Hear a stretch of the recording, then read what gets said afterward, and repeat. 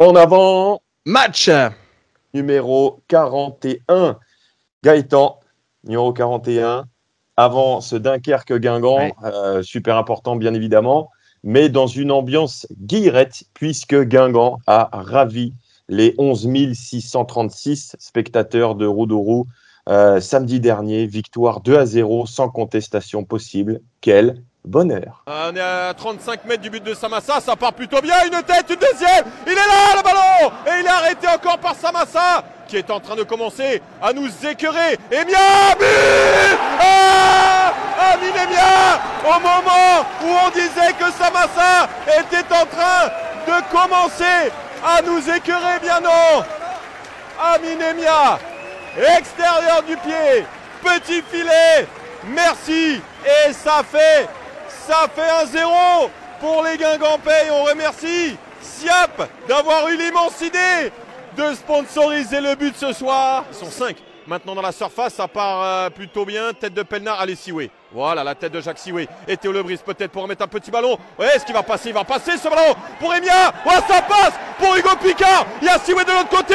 Picard au bout. Picard. Ouais, Hugo Picard. Mais non, on n'a pas douté. Mais non, ce penalty n'aura pas d'impact sur ce match. Compte fantastique des Guingampais. Emia Picard à la limite du hors-jeu. Et Hugo Picard pour son deuxième but de la saison qui vient nous glisser cette balle hors de portée de Samassa. 2-0. Ah oui, ça c'est un match que je n'attendais pas aussi spectaculaire, en tout cas en ce qui concerne la première période. La deuxième a été un peu moins, mais plutôt emballante quand même. Et puis surtout un match aussi maîtrisé de la part de Guingamp, qui s'est créé beaucoup d'occasions, qui a réussi à faire le break assez vite, qui aurait pu en rajouter un ou deux autres. Non, franchement, face à une équipe alors pas du top 5, puisque Laval est sixième, mais une équipe du haut de tableau, on n'a pas vu beaucoup de victoires contre ces équipes-là cette saison. Il y a juste eu Annecy, quand Annecy était encore un peu plus haut dans le classement. Non, c'est une vraie belle, alors surprise, je ne sais pas, mais une vraie belle perf, en tout cas, d'avoir réussi ce résultat-là avec cette manière-là. Oui, et personnellement, je suis un petit peu désolé que mon pronostic soit passé un peu inaperçu. Il y aura 2-1 Guingamp. 2-1 Guingamp et moi je vous donne un 2-0. J'avais dit 2-0 et je sais pas, tu sais, on était pris un peu par la précipitation de l'avant-match et je voulais vous dire que moi, je sentais une victoire propre et nette. Je me suis dit, c'est le moment, si tu veux endosser ton costume de prétendant, ça rentre dans le thème. Mais bon, plus sérieusement, mon cas inutile mis à part, c'est vrai que là, on a vu un Guingamp au niveau du rendez-vous. Et c'est vrai que combien de fois, surtout les années précédentes, on pestait contre ce Guingamp qui ratait la marche tout le temps. D'ailleurs, on le voit dans les commentaires un petit peu d'avant-match, que ce soit sur Twitter, Facebook et autres, dès qu'il y a un match qui arrive, on a toujours une colonie, je dirais, non pas de pessimistes, peut-être un peu plus de craintifs, ou des gens qui prennent un peu des pincettes en disant ah bah voilà, hier les résultats ont été favorables, donc forcément on va se casser la figure. C'est pas franchement le cas cette saison, Gaëtan. Non, mais il y a un peu ce traumatisme en exagérant nettement, mais de l'année dernière où à chaque fois que Guingamp pouvait, Guingamp se ratait. Et cette saison, c'est vraiment moins le cas. Il y avait eu un bon début de saison, il y avait eu un petit trou à un moment donné de 3 défaites consécutives là, à la sortie de l'été, début de l'automne. Mais pour le reste, c'est plutôt linéaire quand même dans ce que propose Guingamp. Et finalement, ces matchs-là sont... les matchs pour s'installer dans le top 5 ou pour y être proche, ça dépendait des moments de la saison. Guingamp les a plutôt bien négociés. Il y avait eu le match à Annecy qui avait été un peu charnière aussi par rapport à ça au mois de janvier. Il y a eu celui-là contre Laval. Il y avait eu le match contre Caen sur la première partie de saison pour se relancer un petit peu aussi et revenir dans le coup comme ça. Et je trouve que Guingamp les a vraiment bien négociés cette saison. Alors, pas forcément les matchs face au club du top 5, mais les matchs pour revenir, pour recoller ou pour intégrer le top 5. Ouais. Et même intégrer là le top 4, puisqu'il y a eu cette possibilité et Guingamp l'a prise. Et regardez ce graphique. Alors, c'est assez sommaire, mais vous le comprenez tout à fait. Ça nous vient de nos amis de Football Database, site sur lequel s'appuie beaucoup dans nos préparations de matchs. Regardez ce graphique, donc, avec, vous voyez, ce début de saison où les Guingampais sont dans le top 3 pendant les 5-6 premières journées. Alors, il y a ce Gadin début octobre où Guingamp redescend à la 11e place. Ça correspond à ce que tu nous disais, que notamment ces 3 défaites. C'était qui? Clermont, Pau et Metz. Metz, c'est ça. Ouais, et puis le rebond avec le but de Grieb contre Ajaccio.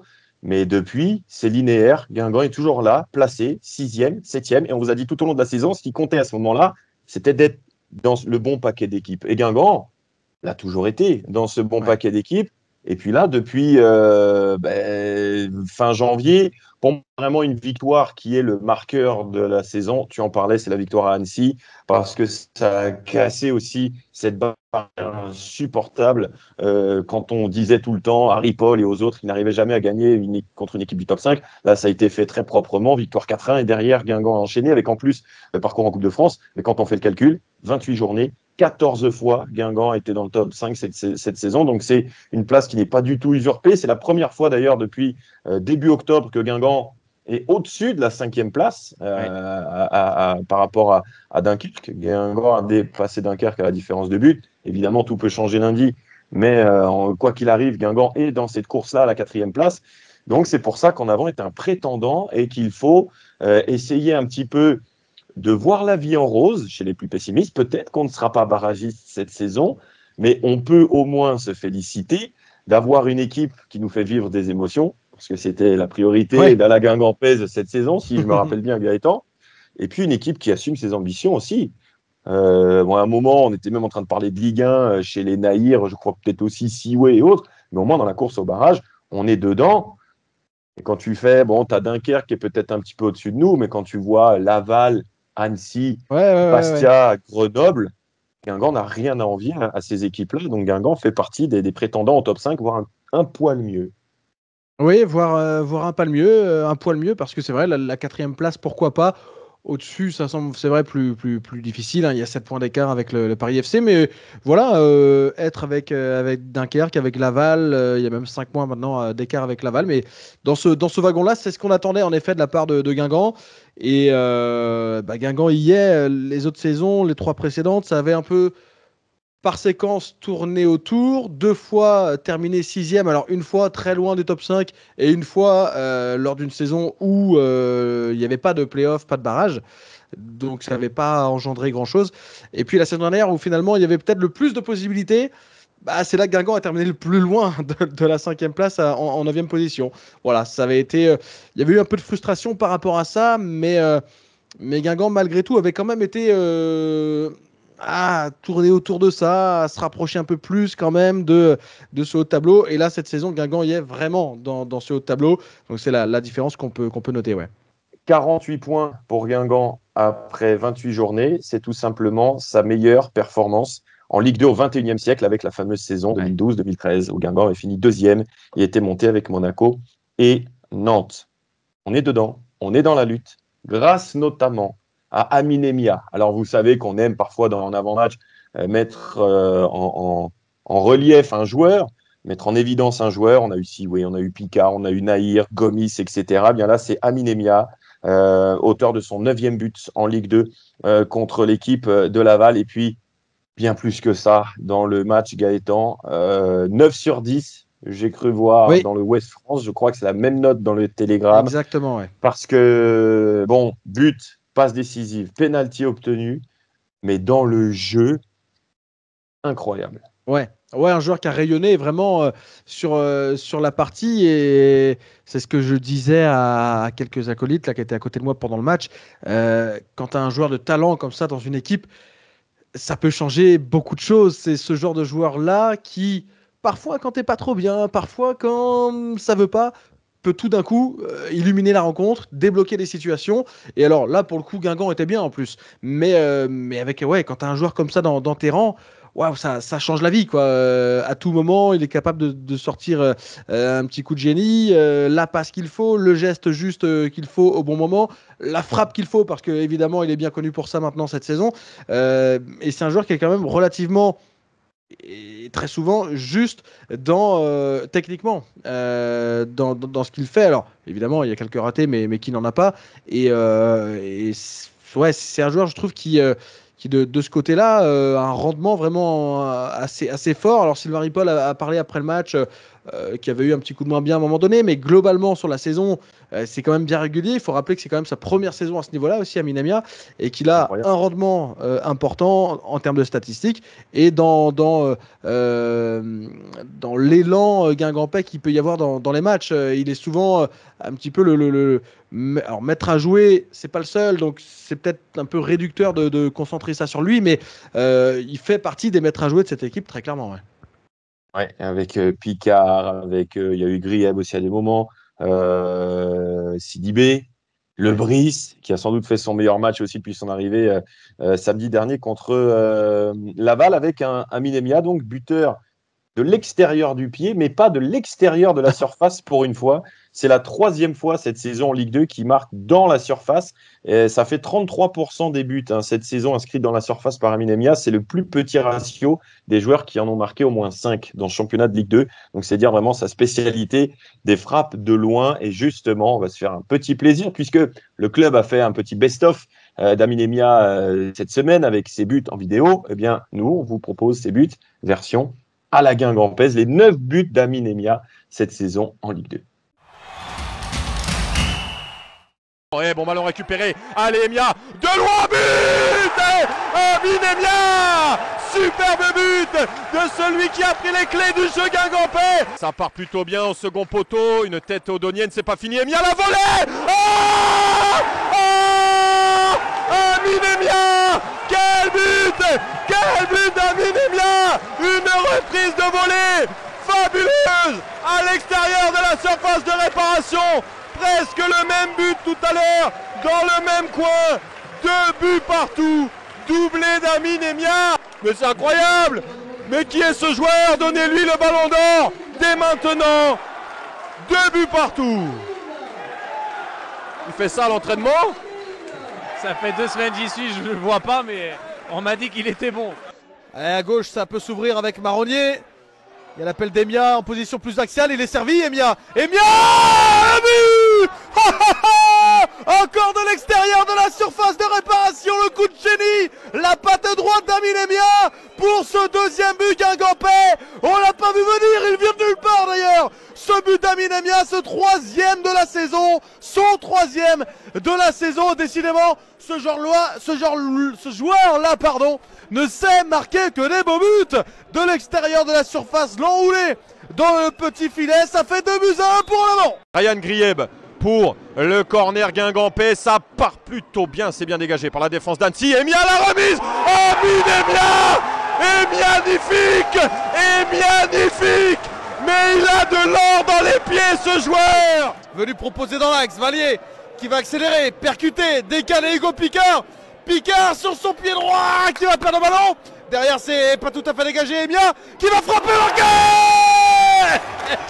Et marqué Minamia, la frappe du pied gauche à l'entrée de la surface qui vient raser le poteau de Gardner et permettre à Guingamp de mener 2-0 dans cette rencontre. Oui, il sait mettre des buts à Minamia, on l'avait déjà vu, mais il sait aussi en mettre un tout petit peu moins fort, mais aussi bien placé à Minamia. Guingamp met 2-0. Picard entre dans la surface, Hugo. Oui, il est entré et il donne ce ballon à Emia. Et 4. Et le 4e. For 3, Hugo Picard. 3 passes décisives pour notre numéro 10 préféré. La copie conforme du but de Mendes. Cette fois, c'est Emia. Pied gauche, même endroit, même score que l'année dernière. 4-1.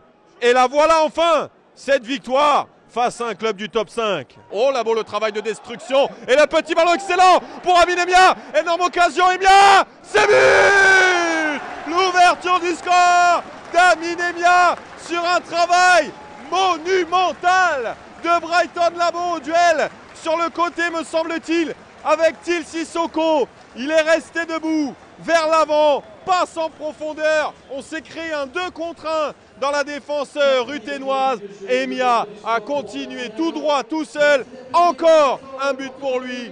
Et Guingamp qui marque très vite après moins de 5 minutes. 1-0.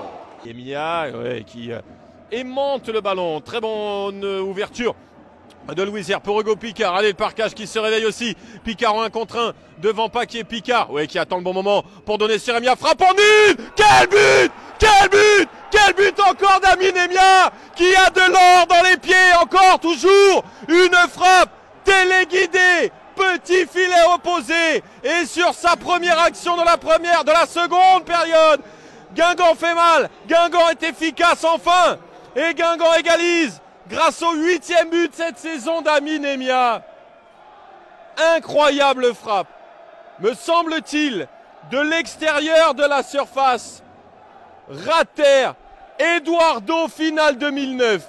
Pareil. On est à 35 mètres du but de Samassa, ça part plutôt bien. Une tête, une deuxième. Il est là le ballon. Et il est arrêté encore par Samassa, qui est en train de commencer à nous écœurer. Emia, but!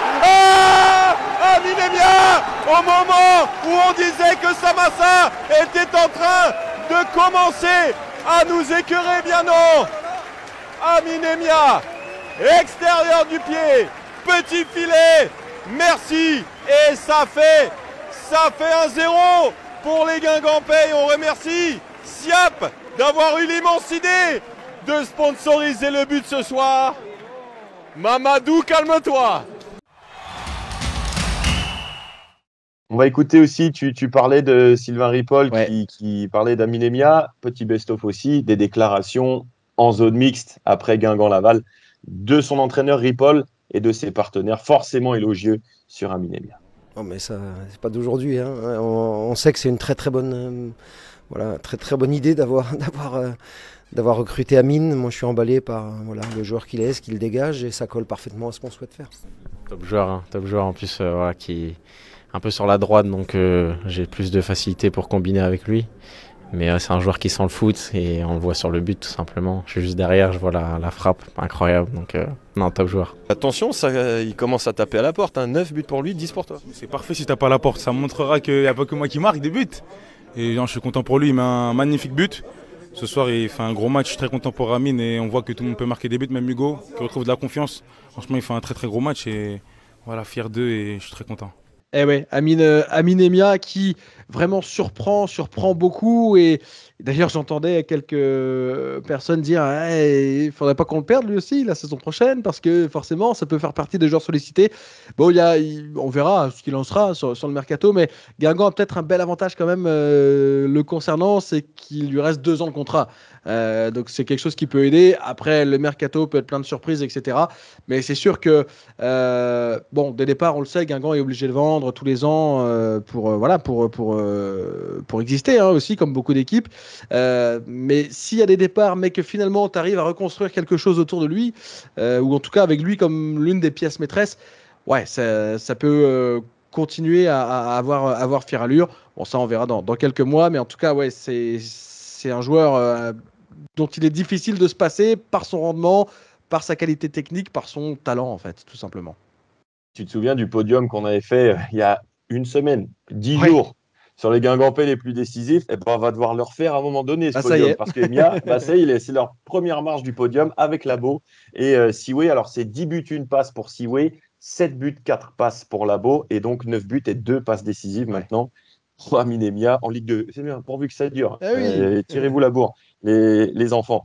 Petit intermède justement en parlant d'Amine Emia dans cette émission en avant-match. Je t'en prie Gaëtan, tu peux mettre en évidence ton t-shirt magnifique à la Guingampaise avec notre sponsor, notre équipementier Volkswagen et le groupe Cobredia. On remercie à nouveau. Qu'on remercie à nouveau pour nous accompagner tout au long de cette saison. Et bien vous allez voir qu'avec Amine Emia, nous n'avons pas le même talent, balle au pied, mais on a le même sponsor.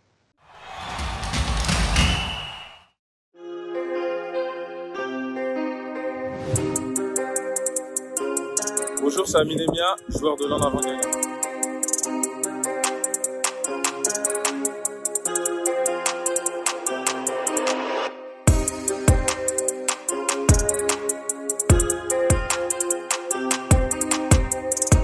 Alors ce que j'apprécie dans ce véhicule, franchement, c'est le confort de route pour un petit véhicule.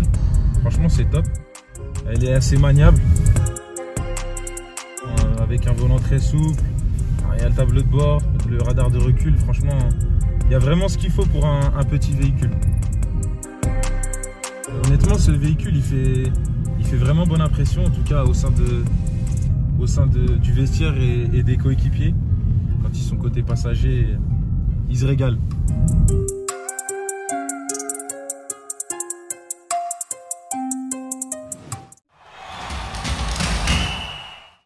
Merci à Pierre Perrault pour cette petite vidéo d'Amine Emia à l'aise avec ses pieds et aussi visiblement avec ses mains à 10h10 sur le volant de cette belle Volkswagen. Tu refais bientôt un déplacement avec ta voiture Volkswagen, toi? Peut-être en barrage. Peut-être en barrage, faudrait qu'il y ait le Havre. Ah Non, oui, s'il y a le Havre, ouais, si c'est le Havre pour les barrages, imaginons. Oui, ça pourrait. Ça pourrait. Ou s'il y a du Laval en play-off. Mais bon, là, il faudrait que tout s'inverse un peu, mais bon, c'est pas exclu. Peut-être que tout va s'inverser encore une fois lundi, ou en tout cas que les courbes vont s'inverser ou continuer de s'inverser, Pierrot, entre Dunkerque et Guingamp, parce que c'est vrai qu'il y a 3 semaines, je pense qu'on reprend l'émission en avant-match, on devait être les premiers à dire que ça allait être dur d'aller chercher Dunkerque. Même si on n'a jamais réfuté et écarté totalement l'idée qu'il y ait un des 4 au-dessus qui s'effondre. Dunkerque est en train de s'effondrer. Est-ce que c'est définitif? Sans doute pas. Mais c'est vrai que là, la dynamique des 2 équipes avant le match de lundi, Gaëtan, elle est complètement différente. Ouais, très honnêtement, moi je pensais que Guingamp ne reverrait plus Dunkerque. Il y avait 9 points d'écart, il y a 3 matchs. 9 points d'écart, c'était quand même énorme. Et puis il y a eu une vraie cassure côté Dunkerquois lors du match à Rodez. Dunkerque qui menait 1-0 dans ce match, qui a finalement pris un rouge et perdu 5-1. Défaite au terme d'un scénario rocambolesque face à Metz la semaine suivante, à la 101e, 3-2. Défaite à Bastia, là. Et puis, alors on pouvait se dire, oui, effectivement, les Dunkerquois ont aussi sans doute la demi-finale de Coupe de France dans un coin de la tête. Et cette demi qui, face au PSG, a bien failli passer. Miracle était vraiment tout proche. Et puis, il y a eu cette élimination. Donc, ça fait 4 défaites consécutives, toutes compétitions confondues. Ça fait 3 défaites d'affilée en championnat, ce qui est une première pour Dunkerque cette saison. Il y en avait eu 2 d'affilée sur les 2 premières journées. Et depuis, c'était maximum 1 lorsqu'il y avait un petit accident côté Dunkerquois. Donc là, 3 défaites d'affilée, plus celle en coupe. Bon, voilà, une équipe qui, alors peut-être inconsciemment, mais avait cette Coupe de France dans un coin de la tête.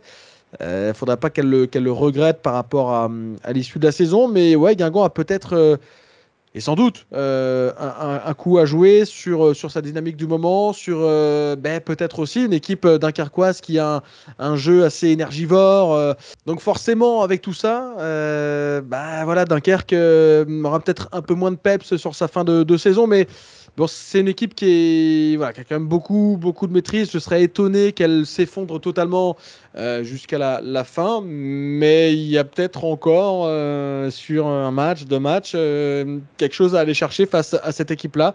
Il faudra voir comment elle aura aussi récupéré de son match face au PSG, évidemment. C'est vrai que par rapport au match aller, et moi, à toutes les équipes du top 5 qu'on a joué, moi, c'est l'équipe qui collectivement m'a le plus impressionné. C'est vrai que Guingamp a perdu 2 fois contre Paris, 2 fois contre Metz, 1 fois contre Lorient. Mais je trouve que Guingamp.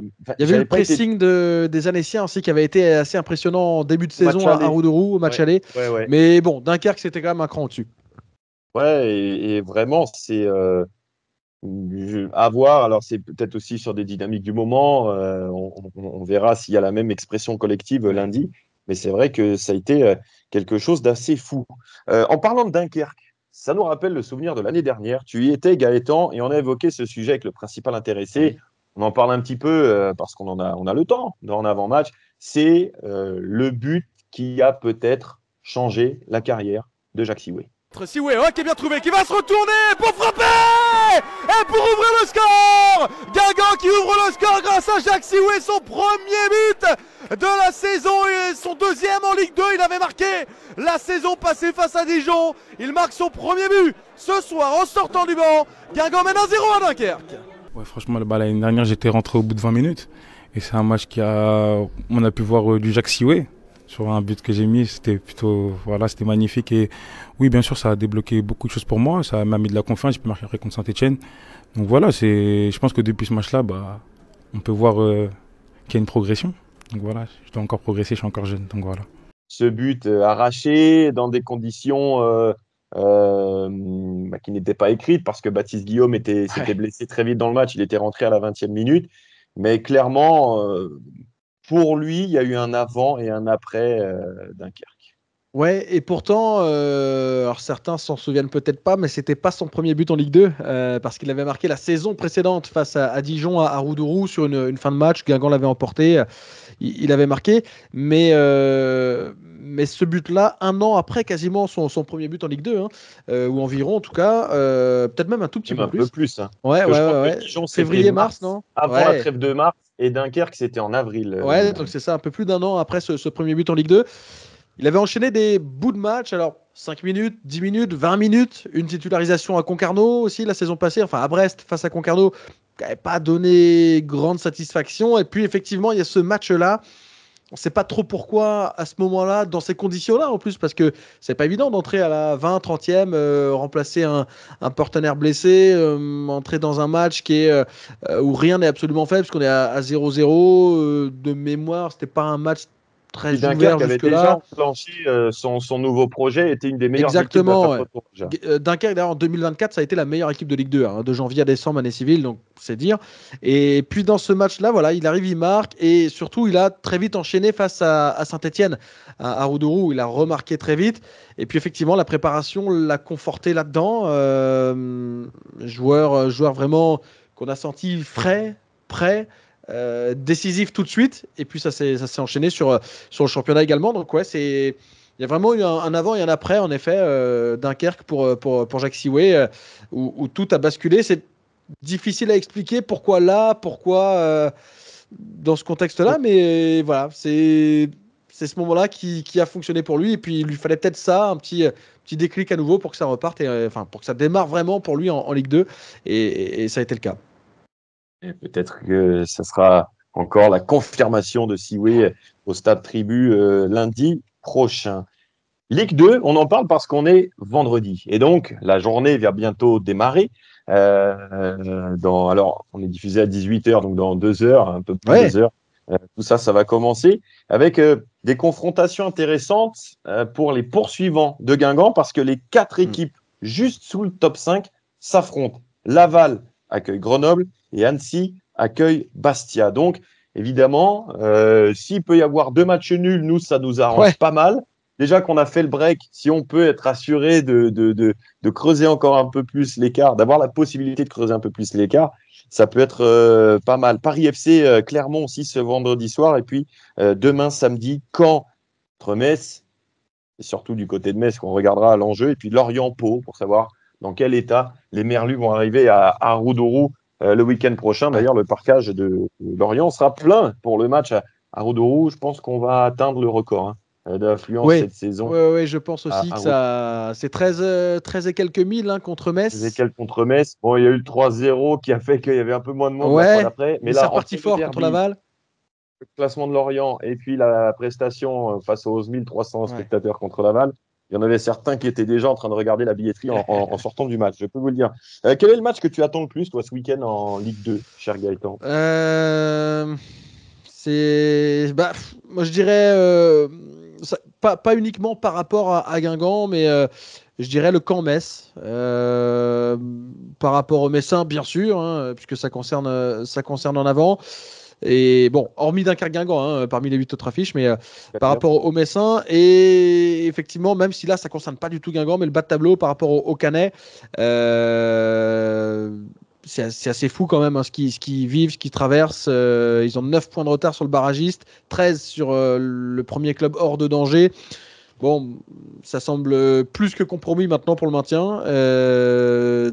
Mais quand même envie de voir comment ça peut réagir, parce que les Canets, on les a vus parfois plutôt accrocheurs face aux équipes du haut de tableau. Face à Guingamp, par exemple, ça avait été le cas. Si on reprend un petit peu les derniers résultats contre Laval aussi, ils sont battus 1-0. C'est pas ils sont pas non plus totalement dépassés dans ce match-là. Contre Dunkerque, ils avaient perdu 2-0, ça avait été un peu plus compliqué parce qu'ils étaient à 10 dès la première période. Bon, clairement, c'est une équipe en difficulté et elle a été encore au Paris FC. Mais à domicile, face aux équipes du haut de tableau, ils peuvent être accrocheurs. Donc, il faut voir ce qui peut se passer. Mais c'est bien sûr assez nettement favori. Mais bon, ouais, ce match-là voilà, qui me, on va dire, me donne envie un peu de regarder. Ouais. Moi, c'est Laval-Grenoble. Voir comment Laval se remet de la petite claque quand même à Guingamp, hein, parce que 2-0, ça dit pas tout du match, hein, avec notamment un Samassa très inspiré. Voilà pour cette journée de Ligue 2. On va malheureusement passer, Gaëtan, à quelque chose qui semblait inéluctable. Quand même, c'est l'officialisation depuis le week-end dernier et leur défaite à Strasbourg de la relégation des féminines d'en avant en deuxième division. Après 19 ans parmi l'élite, alors d'abord sous le nom de Saint-Brieuc, puis Guingamp, Saint-Brieuc, Côte d'Armor, puis en avant Guingamp. C'est la fin d'une très très longue et belle histoire d'en avant Guingamp et de ce club, de cette équipe en première ligue. Ouais, le dernier passage, donc c'était sous le nom du Stade Briochin, le dernier passage en D2 en 2005-2006. Et là, effectivement, Guingamp qui n'a pas existé dans ce championnat. 19 matchs, une victoire contre Strasbourg à l'aller, 18 défaites, pas un seul nul, 9 buts marqués, 81 encaissés. Bon, en termes de stats, je pense qu'on peut s'arrêter là. Ça dit déjà c'est tout. du factuel, on passe à la... Voilà. Ouais, c'est ça. Ça dit déjà tout de la saison. À ça, il y a plusieurs explications, mais il y a aussi le fait, notamment que cette équipe, je trouve, hein, pour la suivre depuis un petit moment, notamment pour le Télégramme, elle s'est affaiblie quand même un petit peu d'année en année. Ça fait 3 ans là que le maintien devenait de plus en plus compliqué. La dernière année, sous Frédéric Biancalani, Guingamp avait démarré par, de mémoire, 7 défaites de rang, avant de prendre le premier point très bizarrement face à Lyon avec un 0-0. Et puis ça avait plutôt bien enchaîné. Guingamp avait vécu une deuxième partie de saison plutôt bonne et s'était maintenu. La saison dernière, Guingamp s'était maintenu déjà très difficilement parce que ça semblait plutôt bien parti. Puis finalement, il y avait eu, je crois, un seul point d'écart avec le relégable. Et surtout, Guingamp qui s'était sauvé avec 0,7 ou 0,8 points par match. Hein. C'était très faible, 14 points en 22 journées. Ça montrait déjà de vraies limites. Et puis là, cette année, c'est vrai que ça a basculé. Il y a eu le départ notamment de Sarah Cambo, qui était la capitaine ces dernières saisons, qui était techniquement, et qui est toujours techniquement l'une des bonnes joueuses de ce championnat. Elle est partie à Saint-Etienne. Ça n'a pas arrangé non plus, évidemment, les choses. Il y a d'autres explications sans doute. La blessure et les blessures à répétition, malheureusement, d'Alison Penigel, qui était la meilleure buteuse de la saison passée. Et puis voilà, tout ça mis bout à bout, ça n'a jamais pris. Il y a eu des bouts de match plutôt bons. Il y a eu la victoire contre Strasbourg. Il y a eu des passages. Mais il y a une équipe, surtout de Guingamp, qui n'a jamais su et suffisamment su rivaliser avec ses adversaires. Donc forcément, la défaite, la relégation, elle est là, elle était inéluctable, évidemment. Il y avait, en cas de victoire à Strasbourg, un petit espoir encore, mais voilà, Strasbourg, il y a eu 6-0 à l'arrivée, donc Strasbourg qui était quand même avant-dernier avant ce match. Ça montre la saison qu'a vécu Guingamp cette année.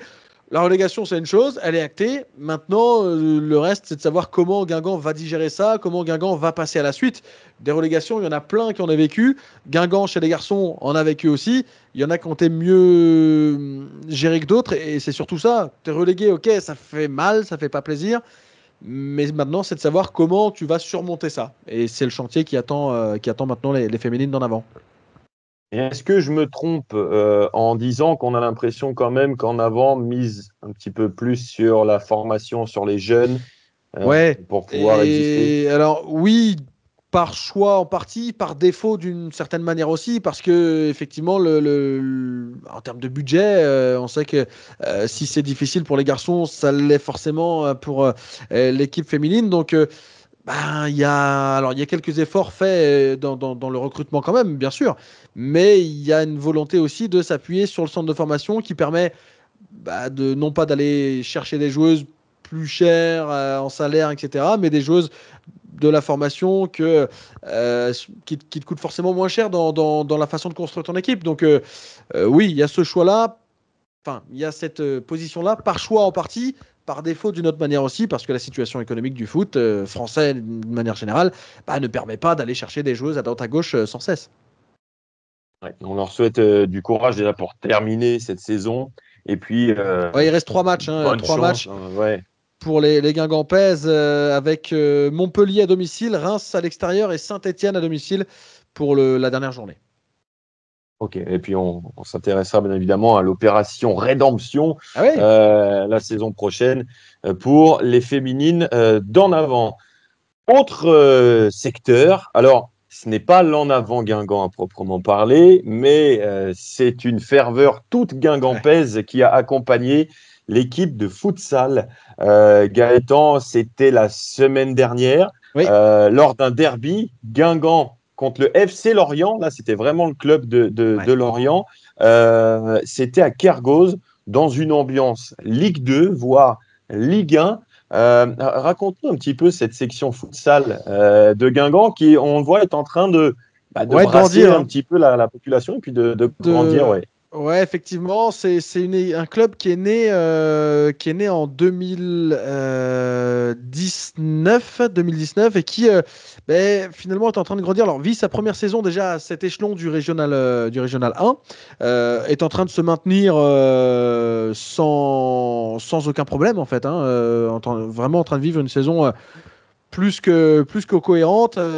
Elle est montée cette équipe en terminant meilleure deuxième de D1 la saison dernière.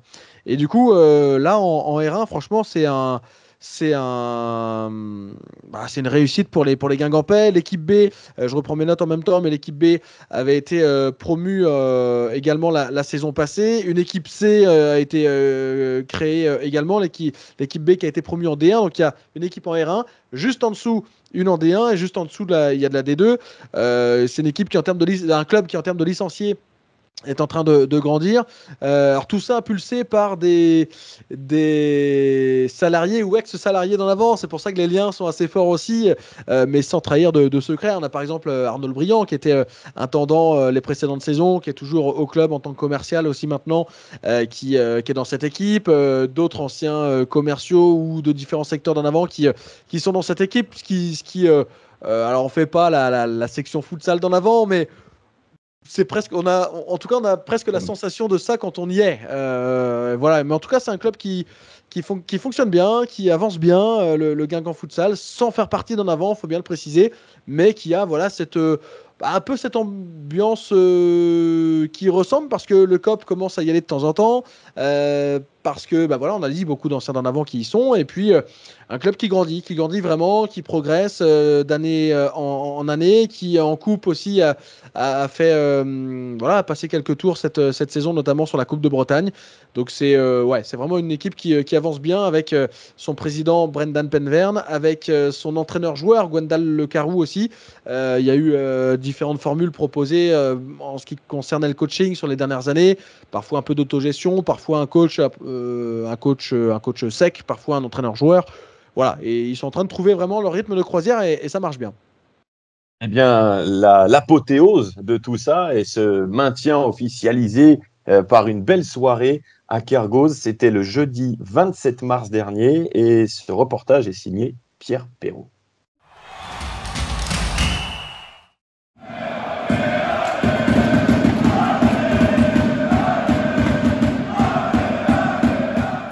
Écoute, ce match face à Lorient, beaucoup d'excitation. Je pense qu'on va avoir un maximum de public. On n'a jamais eu ça ici à Kergoz. Donc le niveau sonore va être élevé. Et puis nous, ça nous fait un sacré match. Va falloir gagner aussi sur le terrain pour que la fête soit totale. Écoute, nous on monte en fait. Donc le maintien est assuré. Donc on joue sans complexe ce soir. Et puis Lorient, eux, avaient annoncé la montée. Il doit impérativement nous battre ce soir pour pouvoir espérer encore monter à la fin de l'année. Ouais, carrément. Bon, pour moi, la saison est réussie parce qu'on est monté en R1, on avait l'objectif de se maintenir et de montrer, de savoir ce qu'on pouvait prouver dans la poule. C'est chose réussie. Au final, on a titillé les équipes du haut tableau jusqu'à mi-saison. On pouvait jouer la première place quasiment. Derrière, on a un peu lâché par faute de déplacement, etc. Mais non, ouais, saison réussie, que ce soit en coupe, en championnat, complètement. Une belle fête maintenant ce soir et voilà.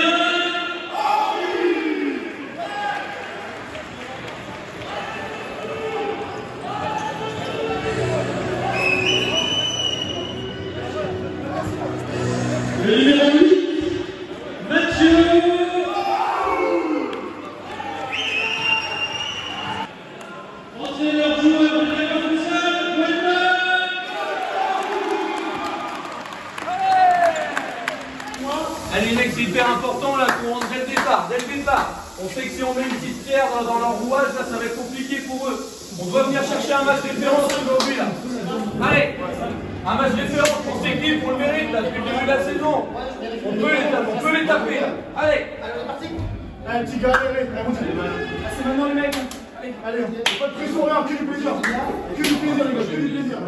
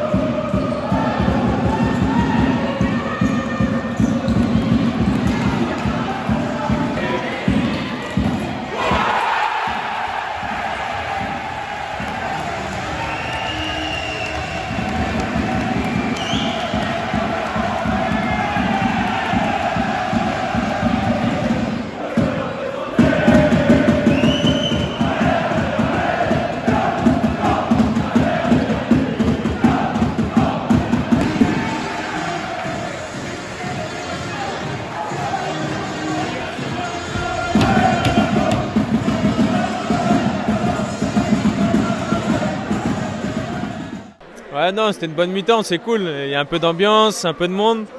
Voilà, un bon petit match entre Guingamp et Lorient, donc une top mi-temps, on est content, c'est cool.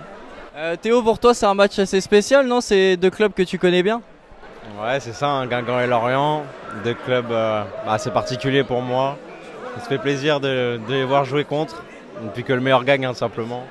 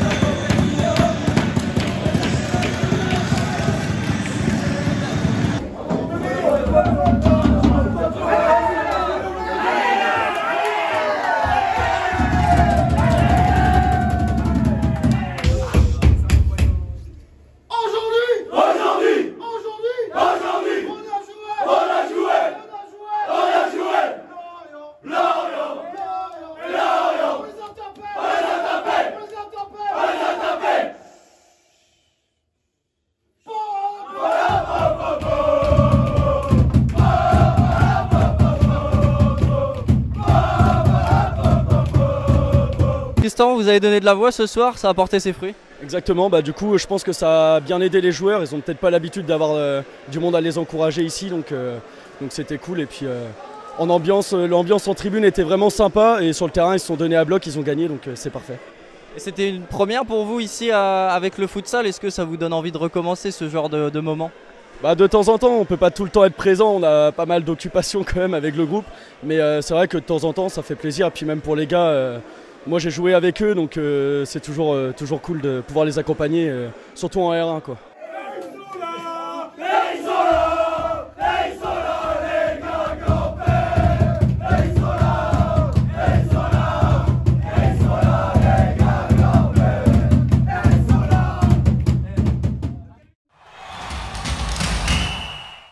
Ça donne envie de rechausser les chaussures là.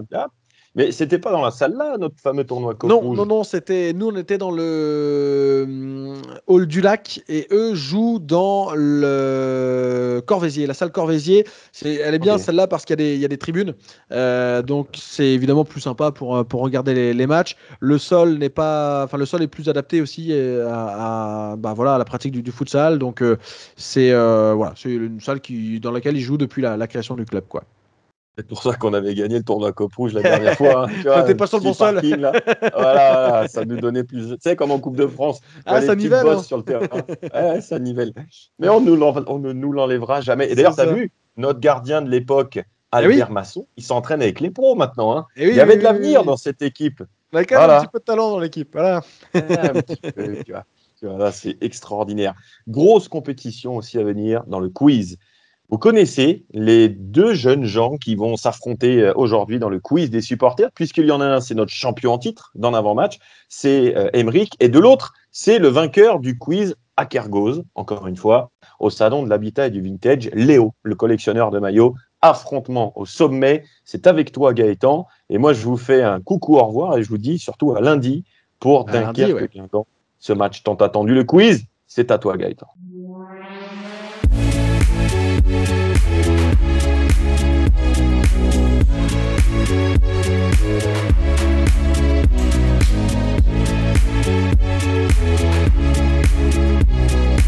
La dernière partie de l'émission, c'est le quiz comme à chaque en avant-match et le tenant du titre, c'est Emeric. Salut Emeric. Salut Gaëtan, salut Léo. Salut à Léo, bien sûr, qui nous rejoint. Il était là pour le quiz au Salon de l'Habitat. C'était à la fin du mois de mars. Il a gagné le droit de se qualifier pour affronter Emeric. Salut Léo. Salut Gaëtan, salut Emeric. Bon, pas trop de pression avant d'affronter Léo. Toi, tu as fait un quiz en direct. Là, c'est en comment on dit ça, par visio, quoi. Bon, ça va, pas trop effrayé. Non, ça va. Moins impressionnant qu'avec le micro. Ouais, voilà. Alors, si tu peux juste redresser un tout petit peu, voilà, super, le téléphone, qu'on te voit bien, la caméra. Et on va pouvoir du coup lancer ce quiz avec 3 manches qui vont rythmer le quiz, mais ça va commencer par une question TOS, une question de rapidité. Quel fut le score du match aller entre Guingamp et Dunkerque? Emeric. Vas-y Emeric. 1-1. 1-1. C'est toi qui as donc la main. Ça part fort, hein, Léo. Ça part très vite. Et donc la main pour Emeric. Sur la manche coup franc où on rappelle, si on répond direct sans proposition, c'est 2 points. Si on répond de manière indirecte, coup franc direct, avec donc 3 propositions, c'est 1 point. Et si on n'a pas la réponse du tout, c'est évidemment 0 point. Il y a 2 thèmes que tu peux choisir, Emeric. Il y a soit le top 5, soit Gaëtan Courtet. Je vais prendre Gaëtan Courtet. Gaëtan Courtet. Et bien c'est parti pour ce premier thème. Combien de buts Gaëtan Courtet a-t-il marqué face à Guingamp dans sa carrière à 1 près? Direct ou indirect? Direct. Vas-y. 6. Eh bien non. C'est 0. Il n'a jamais marqué contre Guingamp. Alors, j'espère ne pas regretter cette question lundi soir. Mais il n'a jamais marqué contre Guingamp. Il a mis plus de 100 buts en professionnel. Et jamais contre en avant. C'est un peu étonnant. Mais c'est la stat pour Gaëtan Courtet. Deuxième question. La saison passée, contre quel club Gaëtan Courtet a-t-il manqué un penalty avec en avant? Direct ou indirect?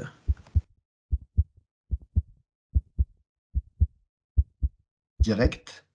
Vas-y. Le Paris FC? Non. C'était pas le Paris FC, c'était sur la deuxième journée à domicile contre Dunkerque. C'était Dunkerque à Roudourou. Il y avait 0-0 en fait dans ce match-là. Guingamp pouvait mener. Guingamp avait raté le penalty, enfin Courtet, le gardien l'avait arrêté. Et Dunkerque avait marqué sur penalty juste après. Et Guingamp avait perdu. Bon, le score est toujours à 0, mais tu as encore la troisième question pour prendre 1 ou 2 points. On va revenir sur la saison 2021-2022. Gaëtan Courtet évolue à l'époque à Ajaccio et il est expulsé contre Guingamp. Sur qui avait-il commis la faute? Direct ou indirect? Direct. Vas-y. Sikou Niakate? Non. Non. Sikou Niakate était parti en plus la saison-là. C'était sur Stéphane Quimper. Stéphane Quimper, il avait été expulsé au bout de 10 minutes. Gaëtan Courtet. T'as pris des risques là parce que sans être sûr, t'as tenté le direct. Ouais, mais j'étais pas sûr que les propositions m'auraient aidé pour chacune des 3 questions. Bon, bah du coup, 0-0. Et toi, Léo, bah, t'as la main là, clairement pour prendre les devants. Avec le thème top 5, est-ce que ça t'inspire? Ça dépend si c'est top 5 cette saison ou avant. On va voir ça. Au fil des questions, il y aura peut-être un peu des deux. On est là sur cette saison 2024-2025. Combien de matchs en avant a-t-il gagné face au club actuellement dans le top 5? Direct ou indirect? Direct. Vas-y. Pas 0. Ouais, 0, effectivement, 0 victoire, puisqu'il y a eu une défaite contre Lorient, le match retour n'a pas été joué, 2 défaites contre Metz, 2 défaites contre le Paris FC, et un nul contre Dunkerque en attendant le match retour. 0 victoire face au club dans le top 5. Sur les 28 journées disputées, combien Guingamp en a passé dans le top 5? À une près. Direct ou indirect? Indirect. Alors tu as le choix entre 6, 10 ou 14 sur les 28 journées disputées. 14? Ouais, effectivement, 14. Au hasard. Ça a marché, le hasard ça marche parfois, et la moitié de la saison, Guingamp était dans le top 5. Ça avait été le cas au tout début avec les victoires contre Troyes, Laval. Effectivement, Guingamp avait tout de suite pris le bon wagon. Il y a eu un peu de moins bien, ou en tout cas descente de top 5 pendant quelques temps, et puis là, depuis le mois de janvier, quasiment Guingamp qui est dans les 5 premiers de Ligue 2. On va cette fois basculer sur la saison passée, le top 5. La saison passée, quels sont les 2 clubs du top 5 final qui ont battu Guingamp? Direct ou indirect? Indirect. Indirect, tu as le choix entre Angers et Auxerre, Saint-Étienne et Rodez, ou Angers et Saint-Étienne. Angers et Auxerre? Non. C'était... Non, attends, je me suis trompé. Non, tu as le choix, entre Angers et Auxerre, Saint-Étienne et le Paris FC, ou le Paris FC et Angers. Je reste sur Angers et Auxerre. Ouais, et ben c'était le Paris FC et Angers qui avait battu Guingamp. Désolé pour la petite erreur, de toute façon c'était parti là-dessus. Ouais, je restais là-dessus. Et tu bougeais pas, mais ouais, les 2 équipes qui avaient battu, c'était celle-là, alors le PFC qui avait gagné les 2 matchs contre Guingamp, et Angers aussi, mais contre les autres équipes, Saint-Étienne, Auxerre et Rodez, Guingamp n'avait pas perdu. On en est à 3 points. 2 et 1, 3, c'est ça, 3 points à l'issue de la première manche, 3-0 avant la deuxième manche, celle des CV. Je vais vous dicter une liste de clubs et le plus rapide me donne son prénom avec le nom du joueur, évidemment, qui va avec. Premier joueur, c'est parti, son CV. Reims, Pau, Reims B, Niort, Guingamp. Emeric? Vas-y. Dylan Louisère? Non, ce n'est pas Dylan Louisère. Léo, tu as la main. Niort, Guingamp. C'est Reims, Pau, Reims B, Niort, Guingamp. Moi, j'ai pas du tout. Ouais, tu lâches. Je lâche la main. Ouais, j'ai pas du tout. C'était Lenny Vallier. Lenny Vallier, Dylan Louisère lui est passé par Le Havre, par Avranches, mais pas. Donc Lenny Vallier, lui avait à ce parcours-là. Deuxième joueur à retrouver, il est passé par Maubeuge, Valenciennes, Guingamp, Lens, Toulouse, Rennes, Grenoble et Boulogne-sur-Mer. Aymeric. Vas-y. Daniel Morera. C'est bon, c'est Daniel Morera qui est passé par Guingamp sur la fin des années 90, passé par Rennes aussi où il n'a jamais marqué d'ailleurs, Grenoble, Boulogne, Toulouse, Lens où il a connu des passages parfois plus glorieux, notamment à Lens. C'était Daniel Morera. Troisième joueur à retrouver, voici son CV, Marseille B, Crystal Palace, Marseille, Guingamp, Marseille, Toulouse, Bordeaux, Galatasaray. Vas-y, Aymeric. Cédric Carasso. Cédric Carasso, c'est une bonne réponse, effectivement. Gardien passé en 2004-2005. Et ben nous voilà en score à 3-2 désormais. 3-2, donc tout est refait, tout est resserré avant la dernière manche où il va falloir, à partir de propositions, retrouver de quel joueur il s'agit. Un joueur, évidemment, passé par Guingamp. Si vous trouvez dès la première proposition, c'est 4 points.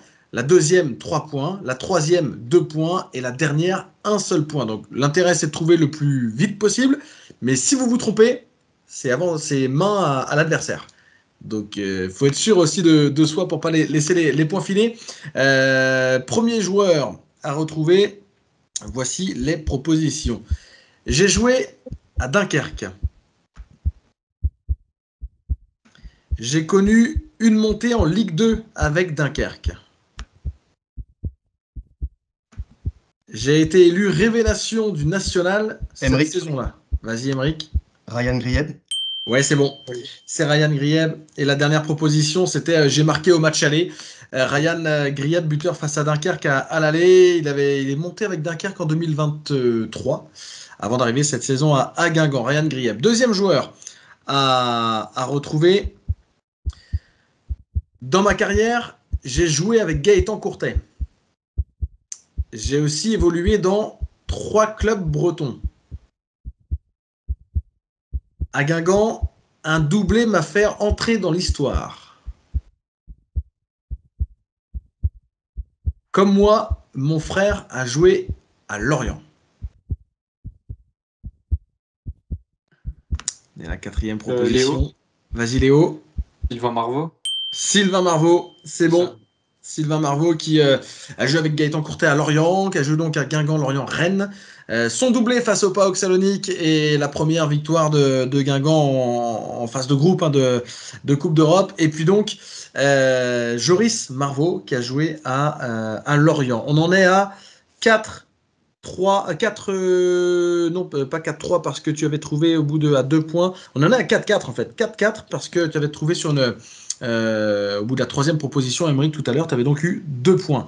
4-4 et tout va se jouer sur le dernier joueur à trouver. Grande finale sur ce dernier joueur.